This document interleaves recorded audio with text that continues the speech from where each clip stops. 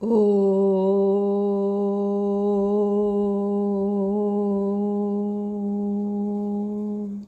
ശ്രീ മഹാദേവ്യൈ നമഃ. എല്ലാവർക്കും വിനീതമായ നമസ്കാരം. ഇന്ന് നമ്മുടെ 71ാമത്തെ ക്ലാസ്സാണ്. ഇന്ന് 785 മുതൽ 790 വരെയുള്ള 6 നാമങ്ങളുടെ അർത്ഥവും വ്യാഖ്യാനവുമാണ് പറയുന്നത്. നാമം 785 മാർത്താണ്ഡ ഭൈരവാരാധ്യ. ഓം മാർത്താണ്ഡ ഭൈരവാരാധ്യായൈ നമഃ. മാർത്താണ്ഡ ഭൈരവ അധികം ആരാധ്യ എന്ന് പദം പിരിക്കാം. മാർത്താണ്ഡ ഭൈരവൻ്റെ ആരാധ്യ ദേവതയായവൾ എന്നാണ് നാമത്തിൻ്റെ അർത്ഥം. 12 മഹാന്മാരായ ദേവി ഉപാസകരിൽ മാർത്താണ്ഡ ഭൈരവൻ സൂര്യനായി തൻ്റെ പത്നിയായ ഛായാദേവിയുമൊത്ത് ശോഭിക്കുന്നുവെന്നും വ്യാഖ്യാനം. ശ്രീചക്രത്തിൻ്റെ 22ഉം 23ഉം പ്രാകാരങ്ങളുടെ ഇടയിൽ മാർത്താണ്ഡ ഭൈരവൻ സ്ഥിതി ചെയ്ത് ദേവ്യാരാധന നടത്തുന്നുവെന്ന് ലളിതാസ്തവരത്നത്തിൽ ദുർവാസാവ് മഹർഷി പറയുന്നു. ചക്ഷുഷ്മതി പ്രകാശനശക്തി ഛായാസമാരചിതകേളീം മാണിക്യമകുടരമ്യം മന്യേ മാർത്താണ്ഡ ഭൈരവം എന്ന്. ലളിതോപാഖ്യാനം 31ാം അധ്യായത്തിൽ ത്രിപുരവർണ്ണനയിൽ തത്ര ബാല തപോദ്ഗാരേ ലളിതാ പരമേശ്വരീ പ്രതിതീവ്രം തപസ്തപ്ത്വാ സൂര്യോ ലഭതതാം ദ്യുതീം തത്രൈവ ഹി തപസ്തപ്ത്വാ ലോകഭാസ്വരതാം ഗതാഃ മാർത്താണ്ഡ ഭൈരവസ്ത്രഭിന്നോ ദ്വാദശഥാ മുനേ. അർത്ഥമിതാണ്: ഇളം ചൂടിൻ്റെ സ്പർശനമാത്രം കൊണ്ട് സുരന്മാരും സിദ്ധന്മാരും നരന്മാരും അസുരന്മാരും തേജോരൂപമായി സൂര്യനെ പോലെ പ്രകാശിക്കുന്നു. അവിടെ ഘോര തപസ്സു ചെയ്ത് ലളിതാ പരമേശ്വരിയെ പ്രീതിപ്പെടുത്തി സൂര്യന് പ്രകാശം ലഭിച്ചു. ഗ്രഹങ്ങളുടെയും രാശികളുടെയും ഗണങ്ങളും നക്ഷത്രങ്ങളും താരകങ്ങളും അവിടെ തപസ്സു ചെയ്ത് ലോകത്തിൽ പ്രകാശമുള്ള അവസ്ഥയെ പ്രാപിച്ചു. അവിടെ മാർത്താണ്ഡ ഭൈരവൻ 12 മൂർത്തികളായി പിരിഞ്ഞ് കോടിക്കണക്കിനുള്ള തൈജസീ ശക്തികളോടുകൂടി മഹാപ്രകാശരൂപനായി ക്രീഡാതത്പരനായി ഇരുട്ടിൻ്റെ മറുകരയിൽ സ്ഥിതി ചെയ്യുന്നു. മാർത്താണ്ഡ അധികം ഭൈരവ അധികം ആരാധ്യ എന്ന് പദം പിരിക്കുമ്പോൾ മാർത്താണ്ഡനാലും അതായത് സൂര്യനാലും ഭൈരവനാലും അതായത് ശിവഭഗവാനാലും ആരാധിക്കപ്പെടുന്നവൾ എന്ന് അർത്ഥം ലഭിക്കുന്നു. മഹാരാഷ്ട്രയിൽ മണിമല്ലൻ എന്നു പേരുള്ള ദൈത്യനെ വധിക്കാനായി അവതരിച്ച ശിവഭഗവാനെ മല്ലാരിയായും മാർത്താണ്ഡ ഭൈരവനായും അറിയപ്പെടുന്നു. ആ ശിവഭഗവാനാൽ ആരാധിക്കപ്പെടുന്നവൾ എന്നും അർത്ഥം. ഭൈരവൻ പരമശിവൻ്റെ അഷ്ടമൂർത്തികളിൽ ഒരാളാണ്. പുത്രനുണ്ടാകാൻ ദേവമാതാവായ അദിതി ക്ഷീരപഥത്തിൽ തപസ്സു ചെയ്തു. എന്നാൽ മൃതമായ ഒരു മാംസപിണ്ഡത്തെയാണ് പ്രസവിച്ചത്. അദിതിയുടെയും കശ്യപ പ്രജാപതിയുടെയും പ്രാർത്ഥനയിൽ പരബ്രഹ്മത്തിൻ്റെ അനുഗ്രഹത്താൽ ആ മാംസപിണ്ഡത്തിന് ജീവൻ വയ്ക്കുകയും അത് സൂര്യനായി സൂര്യമണ്ഡലത്തിലെത്തിയെന്നും പുരാണകഥ.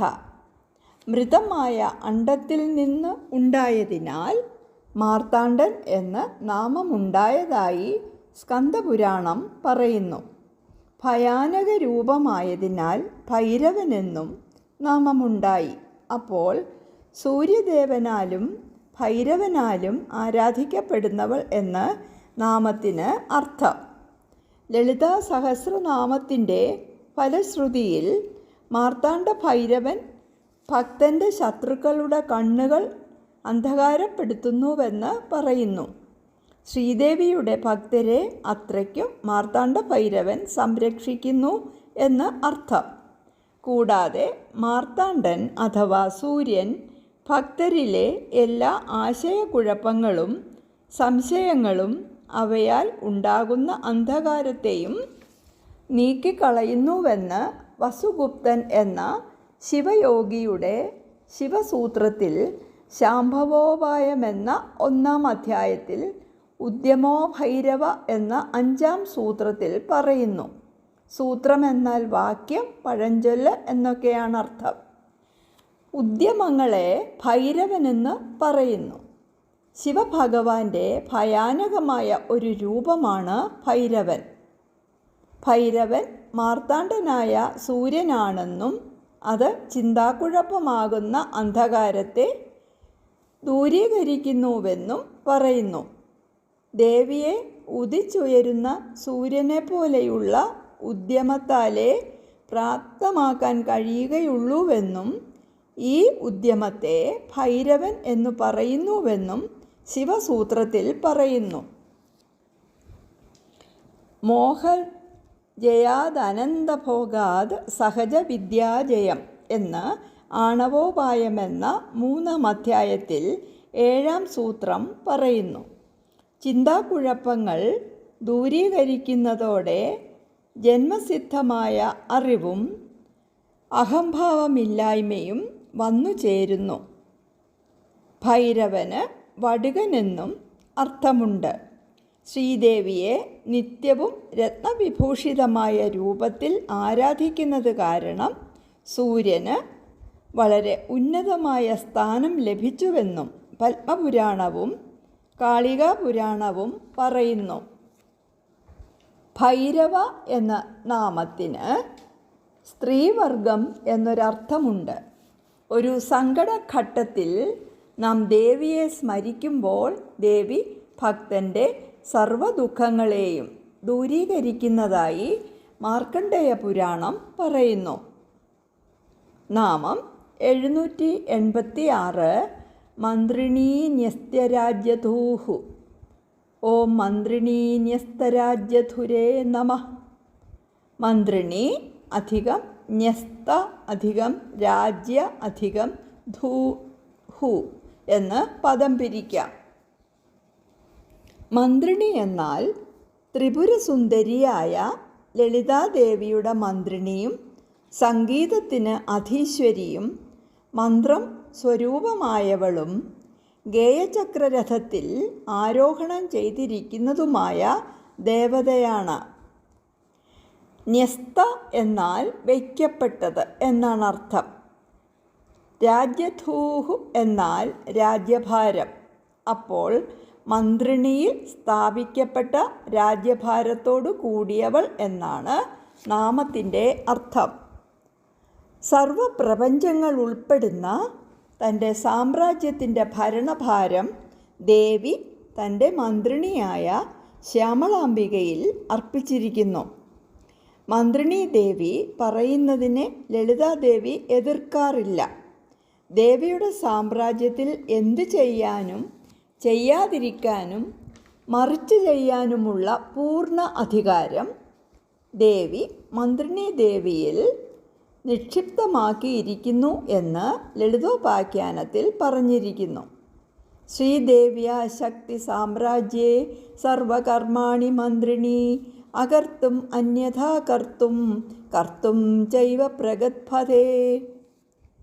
12-ാം അധ്യായത്തിൽ 92-ാം ശ്ലോകം. സംഗീത വിദ്യാദേവതയായ ശ്യാമളാംബിക ശ്രീദേവിക്ക് ഏറ്റവും പ്രിയപ്പെട്ടവളാണ്. ഈ മന്ത്രിണി ദേവിയുടെ വാക്ക് കാര്യസിദ്ധികളിൽ ശ്രീദേവി അത് ലംഘിക്കുന്നില്ല. ലളിതാദേവിയുടെ രാജ്യചിന്തയും ഓരോരോ അധികാരങ്ങളിൽ നിയമിക്കപ്പെട്ട ശക്തികളുടെ യോഗക്ഷേമ ചിന്തയും ചെയ്യുന്നത് മന്ത്രിണി ദേവിയാണ്. അപ്പോൾ മന്ത്രിണി ദേവിയിൽ സർവ പ്രപഞ്ചങ്ങളുടെയും ഭരണച്ചുമതല ഏൽപ്പിച്ചവൾ എന്നർത്ഥം. ദേവിയുടെ ഒരു പ്രധാന ശക്തി ദേവതയാണ് മന്ത്രിണി. മനസ്സു മുഴുവൻ ഏകാഗ്രമാക്കി ധ്യാനിക്കുന്നത് കൊണ്ട് ദേവതയോട് ഐക്യം കൈവരുന്നു എന്ന് മന്ത്രപരമായ വ്യാഖ്യാനം. അതിൽ ഏൽപ്പിക്കപ്പെട്ട സാമ്രാജ്യരൂപമായ ഐക്യരഹസ്യത്തിൻ്റെ ധർമ്മത്തോടു കൂടിയവളെന്നും ചുരുക്കം ചില വ്യാഖ്യാതാക്കൾ വ്യാഖ്യാനിച്ച് കാണുന്നു. മന്ത്രം സ്വരൂപമായ മന്ത്രിണി ദേവിയിലൂടെയാണ് ശ്രീദേവിയെ പ്രാപിക്കാൻ ഏറ്റവും എളുപ്പമെന്ന് താത്വികമായ അർത്ഥം. ഇനി നാമം 787 ത്രിപുരേശി. ഓം ത്രിപുരേശ്യൈ നമഃ. ത്രിപുര അധികം ഈശി എന്ന് പദം പിരിക്കാം. ത്രിപുരങ്ങളുടെ ഈശ്വരി. ത്രിപുരങ്ങൾ എന്നാൽ ഭൂമി, സ്വർഗം, പാതാളം ഇവയാണ്. ഈ 3 പുരങ്ങളുടെ ഈശ്വരി എന്നർത്ഥം. ശ്രീചക്രത്തിന് 9 ആവരണ ചക്രങ്ങളുള്ളതിൽ രണ്ടാമത്തെ ചക്രമാണ് സർവാശാ പരിപൂരക ചക്രം. ഈ ചക്രത്തിൻ്റെ അധിഷ്ഠാന ദേവതയാണ് ത്രിപുരേശി. പുറത്തു നിന്നും അകത്തേക്ക് യഥാക്രമം ത്രൈലോക്യമോഹന ചക്രം, സർവാശാ പരിപൂരക ചക്രം, സർവ സംക്ഷോഭണ ചക്രം, സർവ സൗഭാഗ്യദായക ചക്രം, സർവാർത്ഥ സാധക ചക്രം, സർവരക്ഷാകര ചക്രം, സർവരോഗഹര ചക്രം, സർവസിദ്ധിപ്രദ ചക്രം, സർവാനന്ദമയ ചക്രം എന്നിങ്ങനെ 9 ആവരണ ചക്രങ്ങൾ ശ്രീചക്രത്തിനുണ്ട്. ത്രിപുരേശി എന്ന ചക്രദേവത എന്ന് വ്യാഖ്യാനം. ദേവി മേരുപർവ്വതത്തിൻ്റെ നടുവിലുള്ള കൊടുമുടിയിൽ വസിക്കുന്നുവെന്ന് 55-ാം നാമമായ സുമേരു മധ്യശൃംഗസ്ഥ എന്ന നാമത്തിലും 775-ാമത്തെ നാമമായ മേരുനിലയ എന്ന നാമത്തിലും നാം പഠിച്ചു. ദേവിയുടെ ശ്രീപുരത്തിനു ചുറ്റിലുമുള്ള 3 കൊടുമുടികളിൽ ബ്രഹ്മാവ്, വിഷ്ണു, പരമശിവൻ എന്നിവരുടെ പുരങ്ങൾ അഥവാ നഗരങ്ങളുള്ളതിനാൽ ശ്രീപുരത്തിന് ത്രിപുരം എന്നു പേരുണ്ട്. ആ ത്രിപുരത്തിൻ്റെ അധിപതി ദേവിയായതിനാൽ ത്രിപുരേശി എന്ന് നാമം. ദേവി സർവാശാ പരിപൂരക ചക്രത്തിൻ്റെ അധിഷ്ഠാന ദേവതയായതിനാൽ ഭക്തരുടെ സർവ അഭീഷ്ടങ്ങളും ദേവി സാധിച്ചു തരുമെന്നും വ്യാഖ്യാനം കാണുന്നു. നാമം 788 ജയത്സേന. ഓം ജയത്സേനായൈ നമഃ. ജയത്ത് അധികം സേന എന്ന് പദം പിരിക്കാം. ജയന്തി സേന യസ്യാ സാ എന്ന് വിഗ്രഹം. ജയത്ത് എന്നാൽ എപ്പോഴും ജയം കൈവരിക്കുന്ന. ജയസേന എന്നാൽ ജയിക്കുന്ന സേനയോട് കൂടിയവൾ. ദേവിയുടെ സേന ഒരിക്കലും പരാജയമറിഞ്ഞിട്ടില്ല. ദേവിയുടെ സേന ശക്തി ദേവതകളടങ്ങുന്ന സേനയാണ്. ദേവിയുടെ സൈന്യാധിപത്യം ദണ്ഡനാഥാദേവി എന്ന് അറിയപ്പെടുന്ന സർവശക്തി സ്വരൂപിണിയായ വാരാഹി ദേവിക്കാണ്. പുരാണങ്ങളിൽ അനേകം കഥകളിലും ദേവി അജയ്യരായ അസുരന്മാരടങ്ങുന്ന ശത്രു സൈന്യത്തെ അനായാസമായി കീഴ്പ്പെടുത്തുന്നതായുണ്ട്. ദേവിയുടെ ജയത്സേന ധർമ്മത്തിൻ്റെ പ്രതീകമാണ്.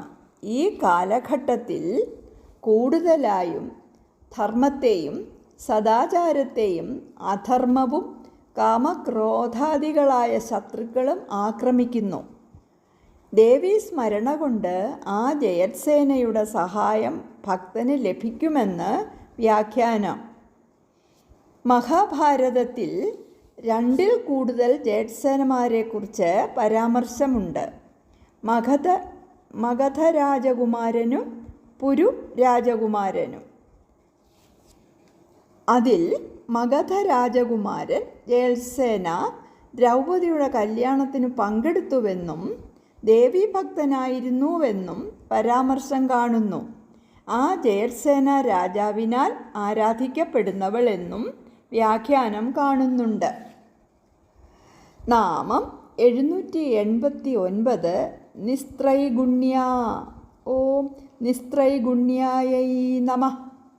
നിഹി അധികം ത്രൈഗുണ്യ എന്ന് പദം പിരിക്കാം. നിഹി എന്നാൽ നിർഗതമായിരിക്കുന്ന, അപ്പോൾ നിർഗതമായിരിക്കുന്ന ത്രിഗുണങ്ങളോട് കൂടിയവൾ. ഇതിൻ്റെ അർത്ഥം ത്രിഗുണങ്ങളായ സത്വം, രജസ്, തമസ് എന്നിവ സ്പർശിക്കാത്തവൾ, ആ ഗുണങ്ങൾ ഒട്ടും തന്നെ ഇല്ലാത്തവൾ എന്നാണ് അർത്ഥം. കേവലം നിർഗുണമായ അവസ്ഥയിലിരിക്കുന്നവൾ, ത്രിഗുണാതീതയായവൾ എന്നെല്ലാം അർത്ഥമുണ്ട്.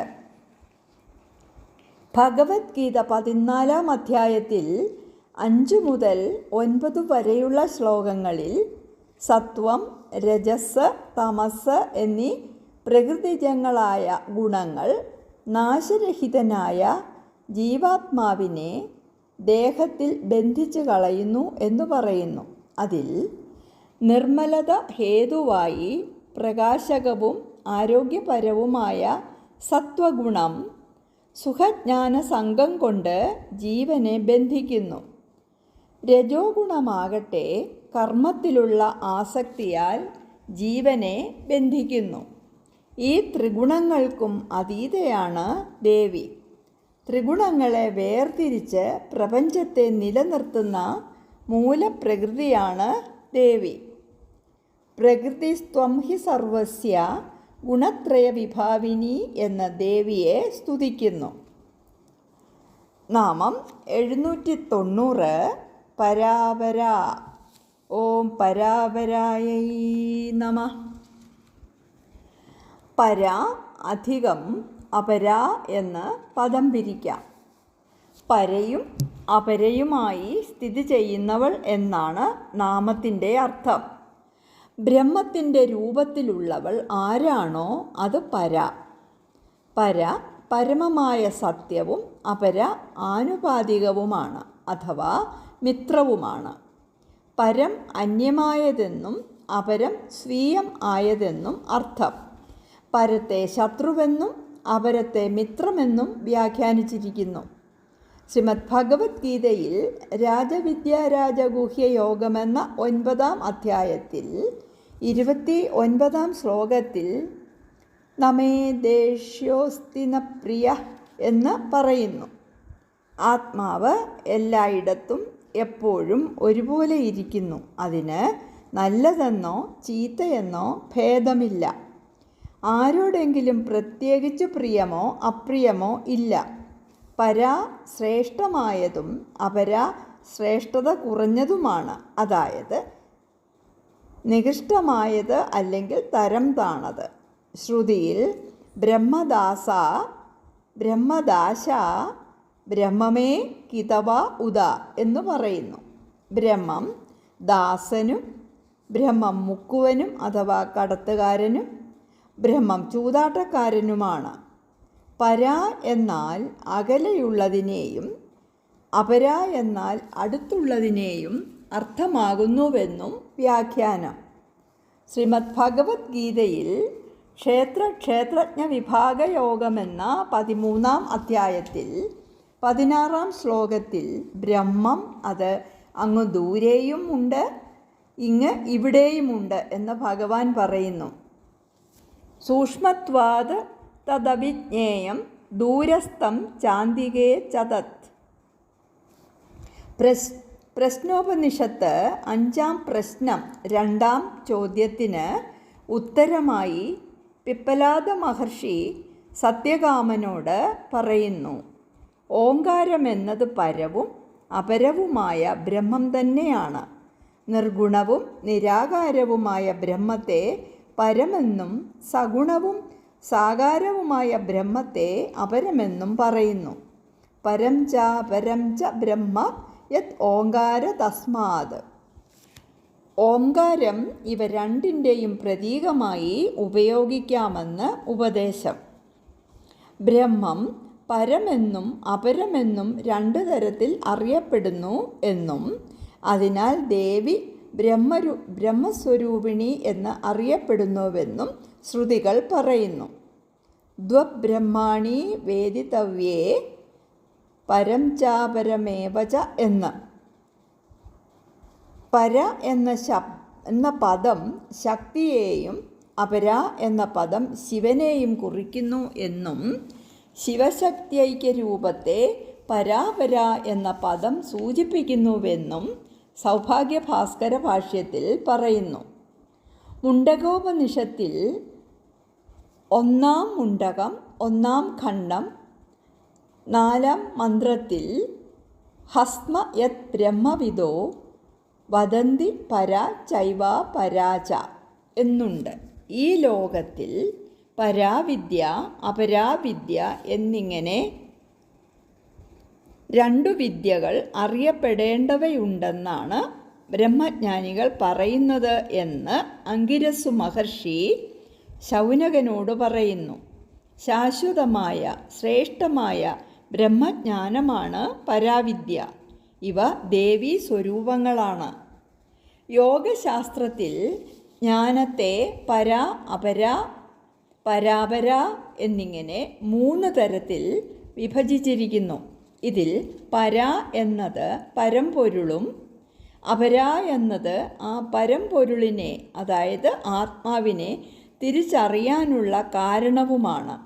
അപര എന്ന നാമം അപ്പോൾ ആ ബന്ധനത്തെ തിരിച്ചറിയാനുള്ള വഴിയും, പരാപര എന്നാൽ എല്ലാ ശക്തികൾക്കും അതീതമായത്, നല്ലതും ചീത്തയും ഉയർന്നതും താണതും ആദിയും അന്തവുമായ, മുമ്പും പിമ്പുമുള്ള, അടുത്തതും അകലെയുമുള്ളതുമായ പരാശക്തിയെ കുറിക്കുന്നു. പര എന്നത് ദേവിയെ കുറിക്കുന്നു. പര എന്ന പദം അദ്വൈത രൂപത്തിലുള്ള മാനസപൂജയും അപര എന്നത് ശ്രീചക്രപൂജയും പരാപര എന്നുള്ളത് വിവിധ തരത്തിലുള്ള വിഗ്രഹാരാധനയുമാണ്. ഭാഷ പര അപര എന്നുള്ളതിൽ പശ്യന്തി, മധ്യമ, വൈഖരി എന്നിവ അപരായിൽ ഉൾപ്പെടുന്നു. പര അപര എന്ന 2 തരത്തിലുള്ള വിദ്യകളും ആത്മസ്വരൂപമായവൾ എന്നർത്ഥം. ദേവിയെ പര അപര പരാപര എന്ന 3 രൂപങ്ങളും പൂണ്ടവളായി കൽപ്പിക്കപ്പെടുന്നു. പരം കേവലവും അപരം ശബളവും പരാപരം 2ൻ്റെയും ധർമ്മങ്ങൾ ചേർന്നതുമാണ്.